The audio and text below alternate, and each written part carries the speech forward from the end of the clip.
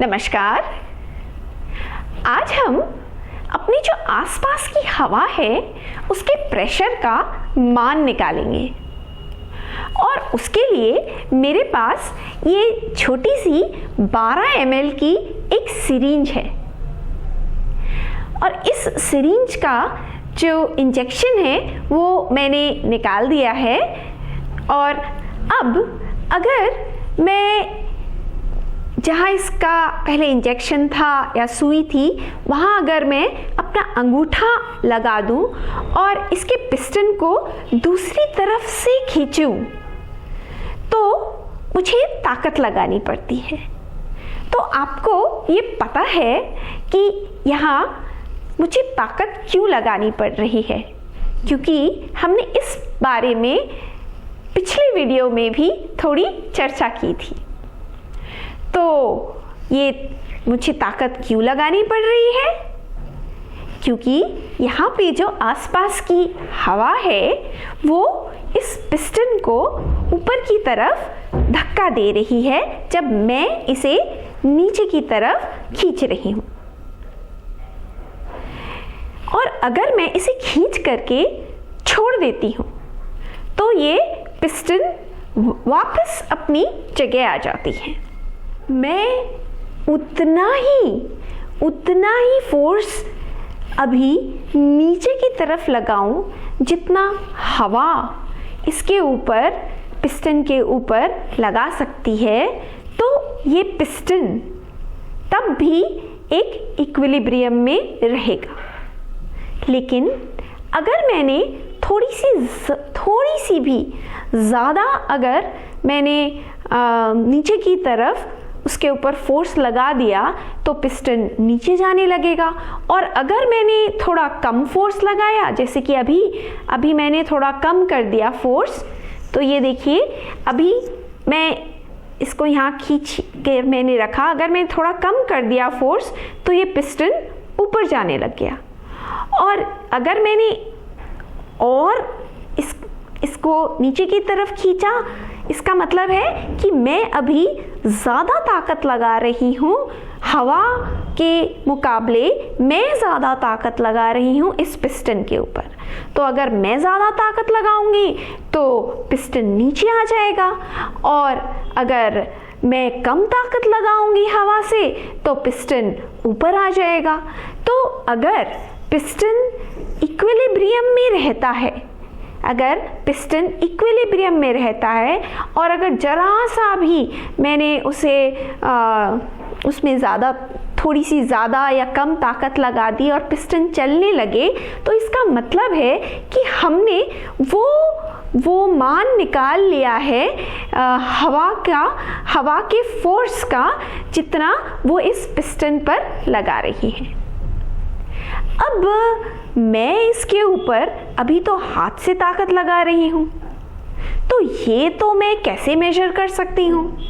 इसलिए मैंने यहाँ पर एक धागे से एक लिफाफा लगा रखा है। ये लिफाफा अभी खाली है, लेकिन मैं इस लिफाफे में कुछ डाल सकती हूँ।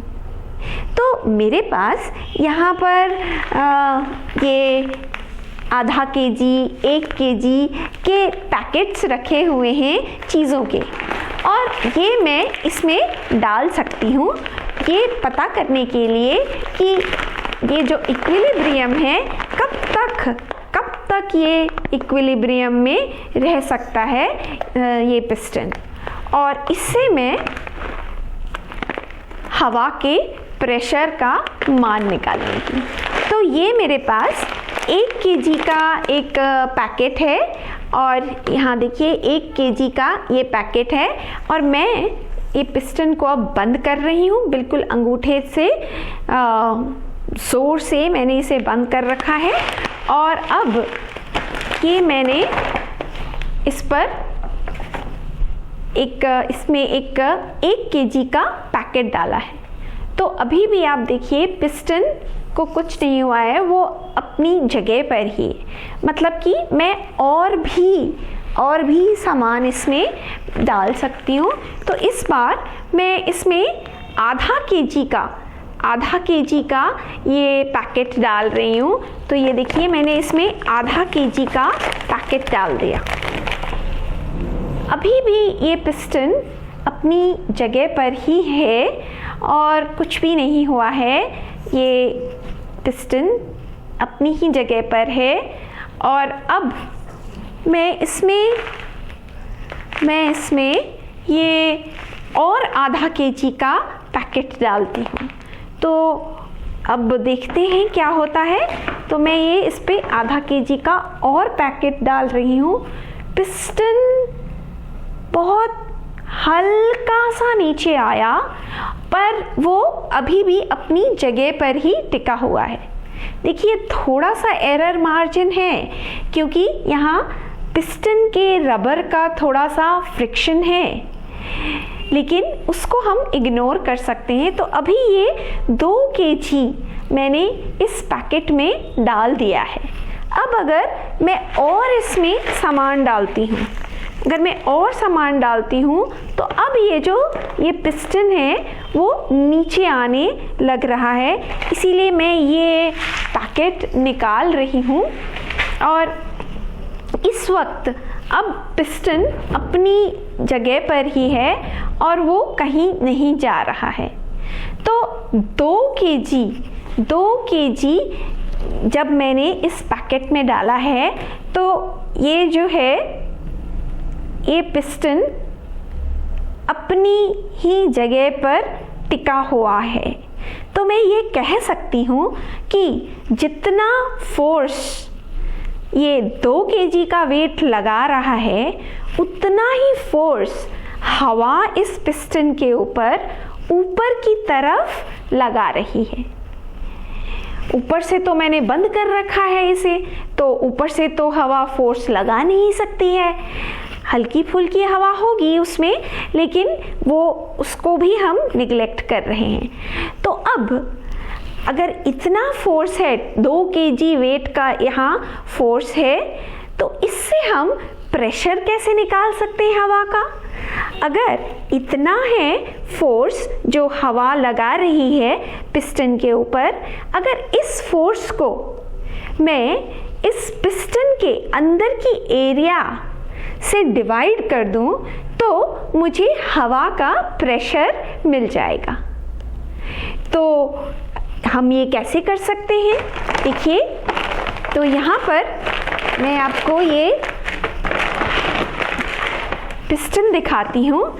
ये पिस्टन 12 ml का पिस्टन है और अब मुझे इसके अंदर की एरिया निकालनी है। ये प्रश्न हमने आपको पिछले वीडियो में भी पूछा था कि कैसे आप अंदर का एरिया यहाँ पे निकाल सकते हैं। तो मुझे एरिया ऑफ क्रॉस सेक्शन निकालने के लिए बहुत ज़्यादा मेहनत करने की ज़रूरत नहीं है असल में।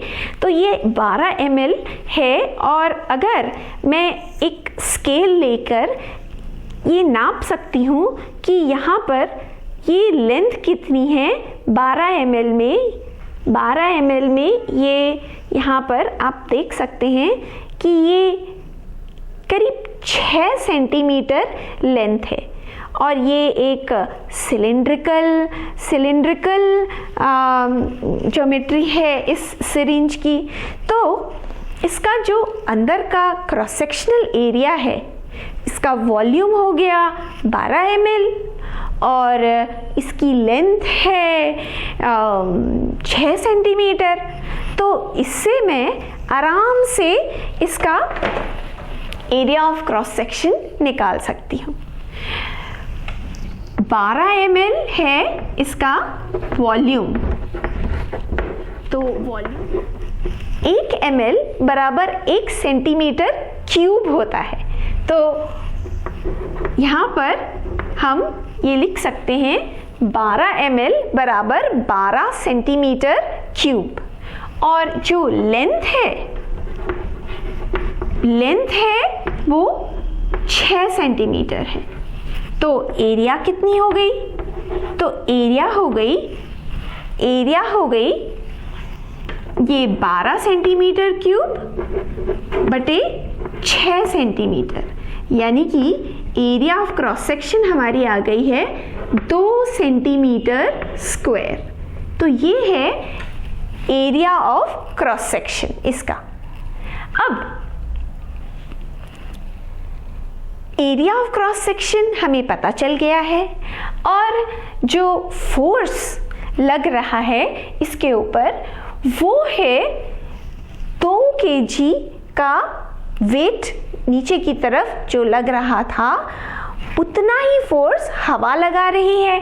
तो हवा के कारण से ऊपर की तरफ का फोर्स है 2 kg वेट, यानी कि 2 kg को मुझे गुणा करना पड़ेगा g के मान से, और मैं g का मान अगर करीब करीब ले लेती हूँ 10 मीटर प्रति सेकेंड स्क्वायर, तो ये 10 मीटर प्रति सेकेंड स्क्वायर से अगर मैं इसे गुणा कर दूं तो फोर्स आ जाएगा 20 kg मीटर पर सेकेंड स्क्वायर, यानी कि 20 न्यूटन का फोर्स आ जाएगा। तो हवा कितना फोर्स लगा रही है? 20 न्यूटन का फोर्स लगा रही है, और कितनी एरिया पे लगा रही है? 2 सेंटीमीटर स्क्वायर की एरिया पर लगा रही है। तो यहाँ पर हम प्रेशर कैसे निकाल सकते हैं? तो प्रेशर हमें पता है कि फोर्स को मुझे एरिया से भाग देना पड़ेगा, तो हम वो कर सकते हैं। यहाँ 20 न्यूटन है, पर ये जो एरिया है वो सेंटीमीटर स्क्वायर में है, तो सेंटीमीटर स्क्वायर में है तो उसे मैं मीटर स्क्वायर में कर सकती हूँ।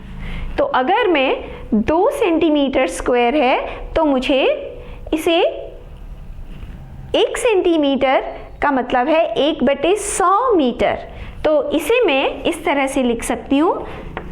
2 को मैं 10⁻⁻4 से अगर गुणा कर दूँ मीटर स्क्वायर, तो मेरे पास जो मान आ जाता है वो यहाँ पर आ जाएगा 10⁻, ये 2 तो कट गया यहाँ ऊपर नीचे, और ये ऊपर जाके अब इस 10 के साथ 10⁵ न्यूटन पर मीटर स्क्वायर, यानी कि जो प्रेशर हमारा ये आ गया 10⁵ न्यूटन पर मीटर स्क्वायर, ये प्रेशर आ गया जिसे हम पास्कल भी कहते हैं। तो 10⁵ पास्कल के करीब हमारा जो एयर का प्रेशर है वो होता है।